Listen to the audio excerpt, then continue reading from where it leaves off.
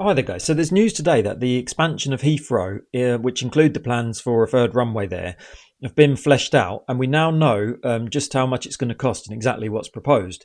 So I'll put the details on screen so that you can see exactly what is being proposed. So in terms of my comment on it, I'm going to start with the premise that this is just an objectively bad idea. That part of London is one of the most densely populated parts of the country. So this is going to have, a massive impact on the surrounding area via noise and air pollution. The environmental impact is going to be massive as well. And you have to remember, London is already, very well served for airport capacity. So you've got Heathrow, Gatwick, City Airport, Luton and Stansted, all in London or the surrounding areas. So people and businesses in and around London are not short of options when it comes to air travel.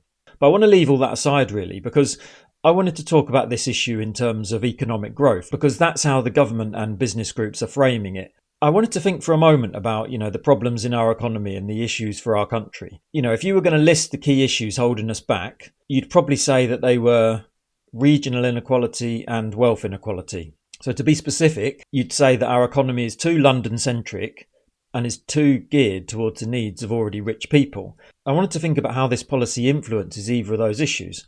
Amazingly, it seems to make both of them worse. So the reality is that this was not in Labour's manifesto. Therefore, we can assume that as Reeves is struggling to get growth going, it's a Treasury policy, or it's been put forward by the Treasury to government as a way to get growth moving. But I just wanted to think about what a progressive government who was serious about economic growth, but who also wanted to address those two issues of regional inequality and wealth inequality might do.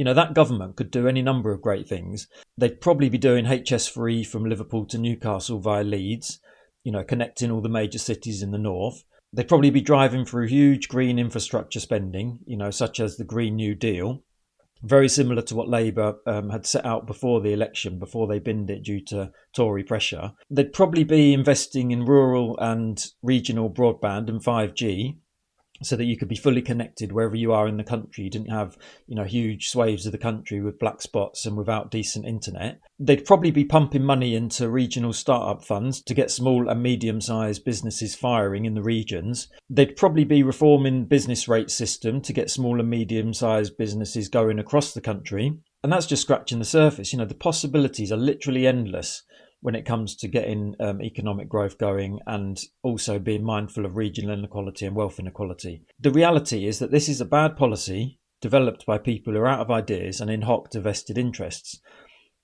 As I said, there's loads of ways to get growth firing in this country.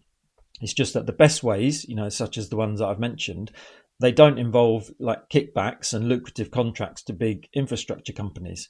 This is just another example of why we're held back as a country and why things continue to go in the wrong direction. So it's a very disappointing day, but please let me know in the comments what you think about this. Many thanks, guys. I'll see you in the next one.